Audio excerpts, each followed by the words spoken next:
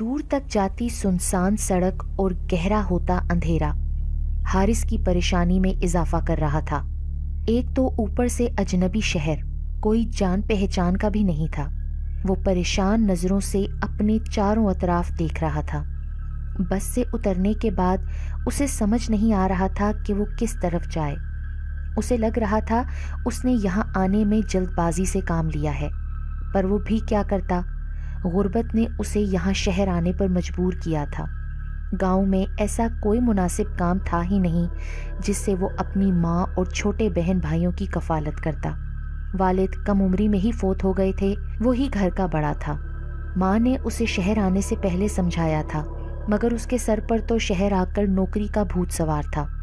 چل بیٹا، اللہ مالک ہے حارث، جب یہاں آ ہی گیا ہے تو اللہ کوئی سبب مہیا کر ہی دے گا۔ وہ دل ہی دل میں خود کو تسلی دیتے ہوئے بیگ اٹھائے انجان راستے کی جانب گامزن تھا۔ بڑھتے ہوئے اندھیرے کی وجہ سے اسے ٹھیک نظر نہیں آ رہا تھا کہ وہ کس طرف جا رہا ہے۔ چلتے چلتے اس کا پیر کسی پتھر سے ٹکرایا تھا اور وہ منہ کے بل گر گیا تھا۔ اس نے غور کیا تو وہ کوئی قبر تھی۔ اس کے تو بدن میں سنسنی سی دوڑ گئی۔ وہ جلدی سے گھبرا کر کپڑے جھاڑ کر کھڑا ہوا۔ وہ اس وقت کسی قبرستان میں کھڑا تھا۔ وہ گھبرا کر جلدی جلدی آگے بڑھنے لگا۔ چاند کی ہلکی روشنی میں اب وہ بہت غور سے دیکھ بھال کر چل رہا تھا اور تیز تیز قدم اٹھا رہا تھا تاکہ وہ قبرستان کی حدود سے باہر نکل آئے۔ بات سنو بیٹا، اپنی پشت پر کسی مردانہ آواز پر وہ اتنا خوفزدہ ہو گیا اور پلٹے بغیر تیز تیز دوڑنے لگا۔ بھاگتے بھاگتے وہ قبرستان کی حد سے باہر نکل آیا۔ ارے بیٹا سنو تو، وہ آدمی اس کے پیچھے آتے ہوئے بولا۔ ڈرو نہیں، میں ادھر ہی کا رہنے والا ہوں۔ وہ عمر رسیدہ آدمی تھا اور حارث کی آنکھوں میں چھائے ڈر کو دیکھ کر اسے تسلی دینے لگا۔ میں یہاں سے گزر رہا تھا کہ میری نظر تم پر پڑی۔ اس جگہ نئے معلوم ہو رہے ہو؟ جی میں گاؤں سے آیا ہوں نوکری کی تلاش میں، حارث ذرا مطمئن ہوتے ہوئے بولا، پر میں یہاں کسی کو نہیں جانتا اور مجھے رہائش کا بھی کوئی اتا پتہ نہیں۔ رہائش کی تم فکر نہ کرو، یہاں قریب ہی پاس میرا گھر ہے، وہاں تم رہ سکتے ہو۔ بوڑھے کی پیشکش پر حارث کی خوشی دیدنی تھی۔ پر کرایہ کیا ہوگا آپ کا؟ کرائے کی فکر نہیں کرو، جب تک دل چاہے رہنا، میں اور میری بیوی ہی ہوتے ہیں گھر میں۔ ہمارا اکیلا پن بھی دور ہو جائے گا اور تمہارا رہائش کا مسئلہ بھی حل ہو جائے گا۔ اسے یقین نہیں آ رہا تھا کہ اتنی جلدی اس کے لیے اتنی آسانی ہو جائے گی۔ باتیں کرتے کرتے وہ ایک گھر کی جانب آ کر رک گئے۔ گھر کافی پرانا خستہ حالت کا لگ رہا تھا۔ وہ دروازہ کھول کر اسے اندر لے آئے۔ گھر میں داخل ہوتے ہی عجیب سی ٹھنڈک کا احساس ہو رہا تھا۔ اتنی گرمی میں بھی گھر کا ماحول عجب سی ٹھنڈک لیے ہوئے تھا۔ بڑا صحن تھا جہاں پر ایک تخت بچھا ہوا تھا۔ صحن کی جانب ایک چھوٹا سا باورچی خانہ تھا اور دوسری جانب چھوٹا سا ایک کمرہ تھا جہاں پلنگ پر ایک بوڑھی عورت بیٹھی نظر آ رہی تھی۔ صحن میں لگے نیم کے درخت پر بیٹھی کالی سیاہ بلی بری طرح سے حارث کو گھور رہی تھی۔ اس کی گھورتی نظروں سے حارث کو وحشت کا احساس ہو رہا تھا۔ صحن میں بنی سیڑھیوں کی جانب وہ بوڑھا حارث کو لے کر بڑھا جو اوپر کی جانب جا رہی تھیں۔ وہ بھی آہستہ آہستہ ان کے پیچھے سیڑھیوں پر چڑھنے لگا۔ سیڑھی کے اختتام پر ایک چھوٹا سا کمرہ تھا۔ کمرے کے بالکل برابر چھوٹا سا باتھ روم تھا۔ یہ تمہارا کمرہ ہے، وہ بوڑھا اسے کمرے میں لے جاتے ہوئے بولا۔ اب تم آرام کرو، میں کچھ کھانے کو لاتا ہوں۔ نہیں نہیں، میں بس سونا چاہوں گا، بہت تھکن ہے۔ چلو جیسے تمہاری مرضی، صبح ملاقات ہوگی۔ حارث کمرے کا نئے سرے سے جائزہ لینے لگا۔ کمرے میں قالین بچھا تھا، کونے میں سنگل بیڈ رکھا ہوا تھا اور بیڈ کے بالکل سامنے 2 کرسیاں رکھی ہوئی تھیں۔ حارث ایک طرف بیگ رکھ کر کپڑے نکال کر نہانے چلا گیا۔ نہا کر آیا تو خود کو کافی فریش محسوس کر رہا تھا۔ وہ سونے کے لیے لیٹنے سے پہلے کمرے کا دروازہ بند کرنے کے بعد کھڑکی کے دونوں پٹ بند کرنے لگا۔ وہ کھڑکی سیڑھی کی جانب کھلتی تھی۔ اسی کمرے میں دوسری کھڑکی بھی تھی جو روڈ کی جانب کھلتی تھی۔ حارث اس کھڑکی میں سے دیکھنے لگا تو وہاں سے نظر آتے قبرستان میں اس کی نظر پڑی۔ اس نے گھبرا کر کھڑکی بند کر دی اور بیڈ پر آ کر لیٹ گیا۔ تھکاوٹ تھی اسی لیے لیٹتے ہی سو گیا۔ صبح آنکھ اس کی دروازے پر ہونے والی دستک سے کھلی۔ وہ جلدی سے بیڈ سے اترا تو وہ بوڑھا اسے کھڑکی سے کمرے میں جھانکتا نظر آیا۔ بیٹے کھولو، उसने दरवाज़ा खोला तो वो हाथों में नाश्ते की ट्रे लिए खड़ा था। बेटा नाश्ता करके नीचे आ जाना। नाश्ता करके हारिस नीचे चला आया, जहाँ सहन में वो कल वाली औरत तख्त पर विराजमान थी और पास ही उसके वो बूढ़ा बैठा था। आजा बेटा। तख्त पर बैठी बूढ़ी औरत उसकी जगह अपने पास बनाते हुए बोली, मेरा नाम सईदा है और मेरा नाम शुएब है। वो बूढ़ा बोला। अपने बारे में तो बता। वो बूढ़ी औरत बोली, मेरा नाम हारिस है, मैं गांव से शहर नौकरी के सिलसिले में आया हूँ। अच्छी बात है, तुम यहाँ आराम से रहना, खाने पीने के बारे में फ़िक्रमंद होने की ज़रूरत नहीं है। बहुत शुक्रिया आंटी, मैं आप दोनों का बहुत मशकूर हूँ। इस अजनबी शहर में आप लोगों ने मेरी बहुत मदद की है। अच्छा मैं चलता हूँ नौकरी की तलाश में, मेरे लिए दुआ करिएगा कोई माकूल नौकरी मिल जाए। और फिर थोड़े दिन की तगोदो के बाद उसे एक ऑफिस में क्लर्क की नौकरी मिल गई। शाम के वक्त दोनों मियाँ बीवी बातें कर रहे थे। हारिस का दिल हुआ कि वो बाहर को जाए। वो दरवाजे की जानिब बढ़ गया। कहाँ जा रहे हो बेटा? शुएब साहब बोले। जी मैं बाजार जा रहा हूँ, कुछ काम है। वक्त देखो बेटा, इतनी रात को जाओगे, हालात भी शहर के ठीक नहीं। ऐसा करना कल चले जाना, अभी तो मैं तुम्हें दरवाज़ा खोलने की भी इजाज़त नहीं दूंगा। हारिस ये बात सुनकर चुपचाप ऊपर की जानिब वापस बढ़ गया। अच्छी मुसीबत है यार, रात के बस 9 ही तो बज रहे हैं, कौन सी आधी रात हो गई है जो मैं जा भी नहीं सकता। मगरिब के बाद कहीं जाना नहीं, डाकू ना आ जाएं। ऐसा लग रहा है डाकू तो ताक में बैठे हैं इनके घर की। वो जलता भुनता बेड पर आकर लेट गया। उसे यहाँ वैसे तो कोई परेशानी नहीं थी, मगर उन दोनों मियाँ बीवी की आने जाने की रोक टोक से वो बहुत घबरा जाता था। बिस्तर पर पड़े पड़े वो बेजार हो गया तो उठकर रोड की तरफ खुलने वाली खिड़की खोलकर खड़ा हो गया। काफ़ी सुनसान इलाका था, आबादी भी ज़्यादा नहीं थी। कब्रिस्तान के बाहर से गुजरती 2 लड़कियां जो खिड़की में खड़े हारिस को ही देख रही थी हाथ हिलाने लगीं। उनकी इस हरकत पर हारिस घबरा गया। इतनी रात को ये दोनों यहाँ क्या कर रही हैं? उसने घबरा कर खिड़की बंद कर दी। कमरे का दरवाज़ा खोलकर वो नीचे झांकने लगा। सहन में अब कोई भी नहीं था। वो दबे कदमों सीढ़ी उतरकर नीचे आ गया और आहिस्तगी से दरवाजे की जानिब बढ़ने लगा। पलटकर यकीन दहानी के लिए देखने लगा, दोनों मियाँ बीवी अपने कमरे में सो गए थे। अभी वो दरवाज़ा खोलने ही वाला था कि अचानक से सहन में लगे नीम के दरख्त पर बैठी बिल्ली गुर्राई और हारिस पर हमला कर गई। हारिस इस अचानक हमले के लिए तैयार न था। वो एकदम सटपटा सा गया। वो काली स्याह बिल्ली हारिस को बुरी तरह से घूर कर देख रही थी। हारिस घबराकर ऊपर की जानिब भागा तो पीछे से किसी नस्वानी कहके की आवाज़ पर वो बदहवास हो गया, जैसे उसके इरादे को नाकाम बनाने पर कोई हंस रहा हो। वो दरवाज़ा बंद करके बुरी तरह हाँफने लगा और बहुत खौफ महसूस करने लगा। रात भर जागते गुजरी। फजर के वक्त जाकर उसकी आंख लगी। दूसरे दिन ऑफिस से वो वापसी पर घर आते हुए पीछे से आती नुस्वानी आवाज़ पर पलटकर देखने लगा। कैसे हैं आप? वही 2 लड़कियां थीं, रात हारिस ने जिनको खिड़की से देखा था। हमने आपको हाथ हिलाया था, मगर आपने तो ऐसे डर के खिड़की बंद की जैसे हाथ ना हिलाया हो कोई गोली मारी हो। वो शौक सी लड़की मुस्कुराते हुए बोली।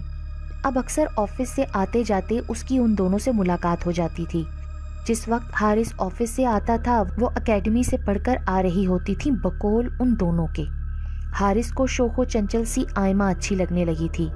अब दोनों एक दूसरे के करीब भी आ गए थे। वो अब घर की तरफ से भी मुतमईन था, पाबंदी से मनी ऑर्डर भेजता था। घर में सभी उसकी नौकरी से खुश थे क्योंकि घर के हालात अब बेहतर होने लगे थे। एक शाम आयमा ने उससे रात मिलने की फरमाइश की। तुम मेरे मालिक मकान को नहीं जानती, शाम के बाद वो मुझे घर से निकलने नहीं देते और मेरी चौकीदारी के लिए बिल्ली भी वहाँ मौजूद है। वो बिल्ली वाला वाकया सुनाने लगा, जिसको सुनकर साथ खड़ी सहरिश जोर से हंसती। उसके हंसने पर वो मुंह बनाने लगा। वो मिलने की हामी भरते हुए घर चला आया और रात जब शोएब अंकल खाना लेकर ऊपर आए तो वो सोता बन गया। कुछ देर बाद वो नीचे झांककर सहन में देखने लगा कि कोई है तो नहीं, और इत्मीनान करता हुआ वो नीचे चला आया।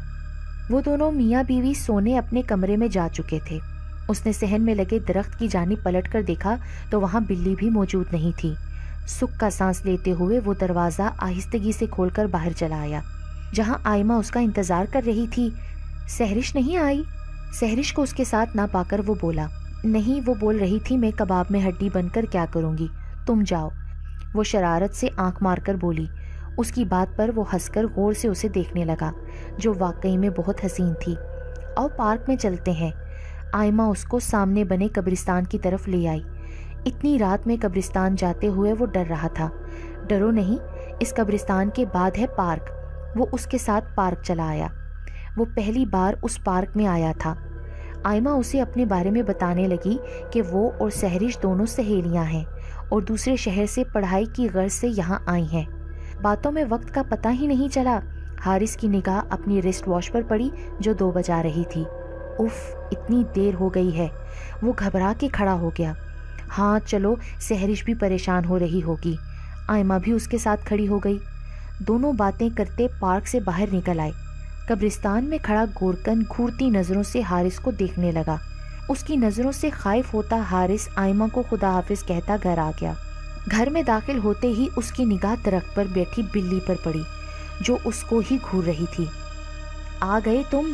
منع بھی کیا تھا کہ اتنی دیر تک گھر سے باہر رہنا ٹھیک نہیں ہے، پر تم سنتے نہیں ہو۔ اف، آنٹی جاگ رہی ہیں۔ وہ سر پکڑ کے رہ گیا۔ چلو اب آ گئے ہو تو کھانا کھا لو۔ تم نے رات کھانا کھایا بھی نہیں تھا۔ تخت پر رکھا ہوا ہے میں نے کھانا تمہارے لیے۔ باورچی خانے سے سیدہ آنٹی کی آواز آ رہی تھی۔ حارث شرمندہ ہوتے ہوئے تخت پر رکھی کھانے کی ٹرے کی جانب بڑھ گیا اور وہیں بیٹھ کے کھانے لگا۔ اسے بھوک بھی بہت زیادہ لگ رہی تھی۔ کھانے کے بعد وہ باورچی خانے کی جانب بڑھ گیا۔ سوری آنٹی، اب آپ کو شکایت کا موقع نہیں ملے گا، اور کھانا بہت ہی مزے کا تھا۔ یہ الفاظ اس کے منہ میں ہی رہ گئے تھے کیونکہ وہاں کوئی بھی نہیں تھا۔ وہ خوفزدہ نظروں سے آنٹی کے کمرے کی طرف دیکھنے لگا تو وہ بیڈ پر سو رہی تھیں۔ ارے یہ کیا ہو رہا ہے میرے ساتھ؟ وہ گھبرا کر اوپر چلا آیا۔ دوسرے دن چھٹی تھی۔ انکل آنٹی صحن میں تخت پر بیٹھے تھے۔ وہ ان کے پاس چلا آیا۔ آپ دونوں کی شادی کو کتنے سال ہو گئے؟ وہ ان سے پوچھنے لگا۔ 50 سال ہو گئے ہیں۔ میں بیاہ کر اس گھر میں آئی تھی۔ اولاد کے لیے بڑی دعائیں کیا کرتی تھی پر ہوئی نہیں۔ وہ ماضی کو سوچتے ہوئے آپ دیدہ ہو گئی۔ میرے تو بس یہی بچے ہیں۔ وہ درخت کے پاس بیٹھی بلیوں کی جانب محبت سے دیکھتے ہوئے بولی۔ آپ کو بلیاں بہت پسند ہیں کیا؟ وہ سوال کرنے لگا۔ ہاں، وہ مختصر سا جواب دے کر چپ ہو گئیں تو وہ درخت کے پاس بیٹھی آرام کرتی بلیوں کی جانب دیکھنے لگا۔ ان میں سے ایک بلی کی آنکھوں میں حارث کو دیکھتے ہوئے عجیب سی چمک تھی کہ وہ جھرجھری لے کر رہ گیا۔ تمہارے انکل کو بہت بولا تھا میں نے، دوسری شادی کر لو اولاد کے لیے، پر مانے ہی نہیں۔ آپ سے محبت کرتے ہوں گے نا؟ ایسی ویسی؟ سیدہ آنٹی پوپلے منہ سے دوپٹہ منہ پر رکھ کے ہنسنے لگیں۔ لیلا مجنو کی محبت مشہور تھی ہماری، وہ بتانے لگیں۔ آنٹی یہ علاقہ اتنا سنسان کیوں ہے؟ یہ علاقہ شروع سے ہی سنسان ہے، یہاں آبادی زیادہ ہے ہی نہیں۔ اس کی بات کے جواب میں وہ بولی تو وہ چپ ہو گیا۔ رات کے کسی پہر اس کی آنکھ کھلی تو نیچے سے آتی باتوں کی آواز پر وہ حیران ہوا کہ اس وقت نیچے کون ہے۔ وہ آہستگی سے کمرے کا دروازہ کھول کر نیچے جھانکنے لگا تو صحن میں شادی کا سماں تھا۔ پورا صحن روشنیوں سے جگمگا رہا تھا۔ عورتیں زرق برق لباس پہنے نظر آ رہی تھیں۔ حارث نے غور کیا تو تخت پر ایک لڑکی دلہن بنی بیٹھی نظر آئی اور اس کے گرد لڑکیاں تیار ہوئی بیٹھی تھیں۔ کھانے کی خوبصورت خوشبو پورے گھر میں پھیلی ہوئی تھی۔ ایک طرف کھانے کی دیگیں رکھی ہوئی تھیں تو وہ سیڑھیوں پہ کھڑا پریشانی سے یہ سب کچھ دیکھ رہا تھا۔ آجا حارث بیٹا نیچے۔ شعیب انکل کی اس پر نظر پڑی تو آواز دے کر اسے بلانے لگے۔ وہ نیچے آ گیا۔ بیٹا یہ ہماری پڑوس کی بچی ہے، اس کی شادی ہے۔ تمہاری آنٹی نے بولا تھا کہ رخصتی ہمارے گھر سے ہوگی، کیونکہ بچپن سے ہی یہ بچی ہمارے گھر آتی جاتی ہے تو محبت ہو گئی۔ انکل کی بات پر وہ آنٹی کی طرف دیکھنے لگا جو ہر کام میں آگے آگے تھیں۔ کھانا بچا تو وہ بھی بیٹھ گیا۔ اتنا لذیذ کھانا تھا کہ وہ کھائے چلا جا رہا تھا، پر اب اسے نیند آنے لگی تھی۔ دوسرے دن آفس بھی تو تھا تو وہ سونے کے لیے اوپر آ گیا۔ اسے لگا اس کے پیچھے پیچھے کوئی آیا ہے۔ اس نے 2-3 بار چونک کر اپنے ارد گرد بھی دیکھا مگر کوئی نہ تھا۔ گلاب کی تیز خوشبوئیں اس کو محسوس ہوئیں تو وہ جو بستر پر دراز تھا گھبرا کر اٹھ کر بیٹھ گیا۔ نسوانی کہہ کے اس کی سماعتوں سے ٹکرائے۔ کون ہے؟ اس نے ڈرتے ڈرتے پوچھا۔ وہ خوفزدہ سا اپنے اطراف میں دیکھنے لگا مگر کوئی نہ تھا۔ پوری رات اسے لگا کہ کوئی نسوانی ہاتھ اس کا سر سہلاتا رہا ہے۔ فجر کے وقت تک یہی سب کچھ ہوتا رہا۔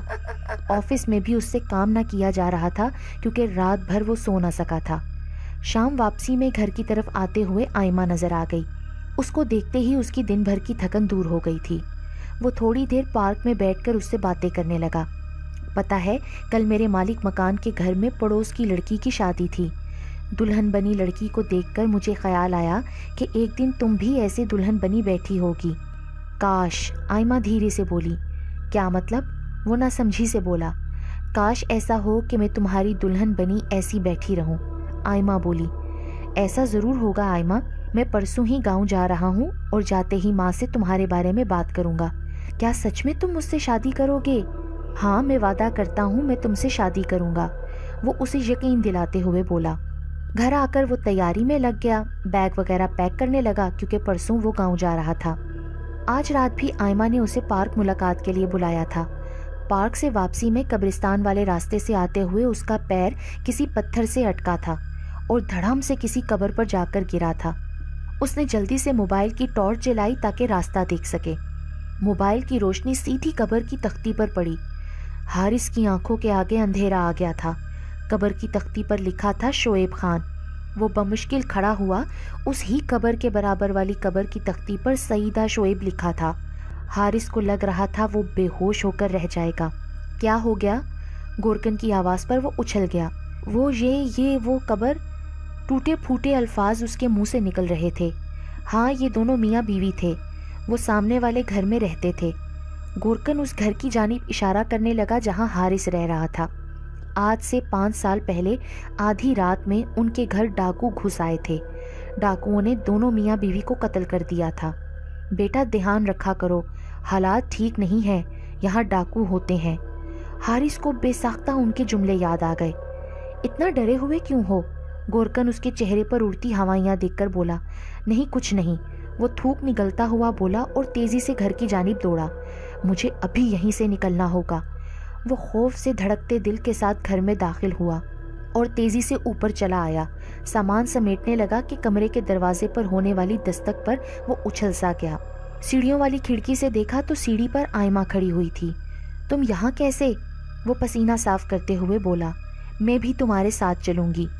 اس کی اس بات پر وہ سر ہلاتا جلدی جلدی چیزیں اٹھانے لگا۔ اس کے دماغ میں جھماکا ہوا۔ تم کو کیسے پتا میں جا رہا ہوں؟ وہ پاس کھڑی آئمہ سے پوچھنے لگا۔ تم کہیں نہیں جاؤ گی آئمہ، تم اس طرح اپنے قبیلے کی نافرمانی نہیں کر سکتی، پیچھے سے سحرش بولی۔ وہ حیران پریشان سب کچھ دیکھ رہا تھا۔ حارث، آئمہ نے آپ کو حقیقت بتانے سے منع کیا تھا، مگر میرے خیال سے آپ کو حقیقت سے واقف کر دینا چاہیے۔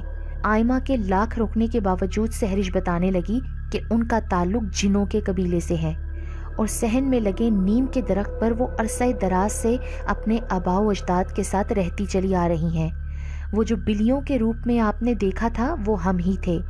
پہلے ہی دن جب آپ نے اس گھر میں قدم رکھا تھا تب ہی آپ آئمہ کو اچھے لگنے لگے تھے۔ میں نے اسے بہت روکا، اگر یہ آپ کے ساتھ جائے گی تو ہمارے قبیلے کے بڑے تو اس کو مار ہی دیں گے، ساتھ ہی آپ کی جان کو بھی خطرہ ہے۔ سعیدہ آنٹی جب بیاہ کر آئی تھیں یہاں ان کو تب ہی ہماری موجودگی کا پتہ چل گیا تھا۔ ان کی کوئی اولاد نہیں تھی، ہم ہی ان کی بیٹیوں کی طرح ہیں، پر وہ دونوں بھی کب کے مر چکے ہیں۔ یہ گھر خالی ویران کھنڈر ہے، ادھر کوئی زندہ انسان نہیں ہے۔ اس رات جو آپ نے شادی دیکھی تھی وہ ہمارے قبیلے کی لڑکی کی تھی۔ حارث کو لگ رہا تھا کہ کسی بھی وقت اس کا دل بند ہو جائے گا۔ اس کا پورا وجود پسینے میں بھیگا ہوا تھا۔ حارث، تم کہیں نہیں جاؤ گے بیٹا، تم تو ہمارے بیٹے کی طرح ہو۔ شعیب انکل سیڑھی چڑھ کر اس کی طرف آنے لگے۔ خوفزدہ ہو کر اس نے دروازہ بند کر دیا۔ اللہ میری مدد کر، میں کہاں جنوں اور روحوں میں پھنس گیا ہوں۔ وہ پھوٹ پھوٹ کر روتے ہوئے اپنے لیے مدد مانگنے لگا، کلمہ پڑھنے لگا، آیت الکرسی پڑھنے لگا۔ پوری رات وقفے وقفے سے دروازے پر ہونے والی دستک اور سعیدہ آنٹی کی سسکتی ہوئی آواز اس کو جانے نہ دینا، میں نہیں جانے دوں گی، میرا کوئی بچہ نہیں ہے، یہ میرا بچہ ہے کی آواز اس کے کانوں میں ہتھوڑے کی طرح برس رہی تھی، اور ساتھ میں نسوانی بین کرتی ہوئی آواز جو آئمہ کی تھی۔ حارث، تم نے مجھ سے وعدہ کیا تھا، تم ایسے کیسے جا سکتے ہو؟ میں تم سے شادی کروں گی۔ وہ دونوں ہاتھ کانوں پر رکھے دروازے سے پشت لگائے بیٹھا رہا اور کلمہ پڑھتا رہا۔ فجر کے وقت آوازوں کا سلسلہ رکا۔ اس نے دروازہ کھول کر نیچے جھانکا جہاں اب خاموشی تھی۔ وہ بیگ اٹھائے اندھا دھند سیڑھیاں اترتا ہوا دروازہ کھول کر باہر کی جانب بھاگا۔ وہ بری طرح سے بس بھاگ رہا تھا اور باہر روڈ کی جانب آ کر آسمان کی جانب دیکھتے ہوئے شکر کے آنسو اس کے گالوں پر بہہ رہے تھے۔ اسے یقین نہیں آ رہا تھا کہ وہ زندہ بچ کر آ گیا ہے۔ سوچ کر اس کے رونگٹے کھڑے ہو رہے تھے کہ وہ 6 ماہ تک روحوں اور جنوں کے درمیان رہا تھا۔ آج اس بات کو 10 سال بیت گئے اور پچھلے 8 سال سے وہ یہاں شہر میں اپنی ماں اور بیوی بچوں کے ساتھ مقیم ہے۔ آج کسی کام سے جب وہ اپنی بیوی کے ساتھ اس علاقے سے گزرا تو اتفاق سے اس گھر کے پاس سے اس کا گزر ہوا۔ گھر کے پاس سے گزرتے ہوئے اس کے جسم میں سرد سی لہر دوڑ گئی۔ آج بھی وہ گھر ایسا ہی ویران پڑا تھا۔ حارث کی نگاہ بے اختیار اس کمرے کی کھڑکی کی جانب اٹھی جہاں اس نے 6 ماہ قیام کیا تھا، مگر وہاں کے منظر نے اسے دہشت میں مبتلا کر دیا۔ آئمہ کھڑکی میں کھڑی مسکراتی ہوئی اس کو ہاتھ ہلا رہی تھی۔ حارث نے خوفزدہ ہو کر اپنی نگاہیں نیچی کی اور دل میں کلمہ پڑھتے ہوئے گاڑی وہاں سے تیز دوڑا کر نکل کھڑا ہوا۔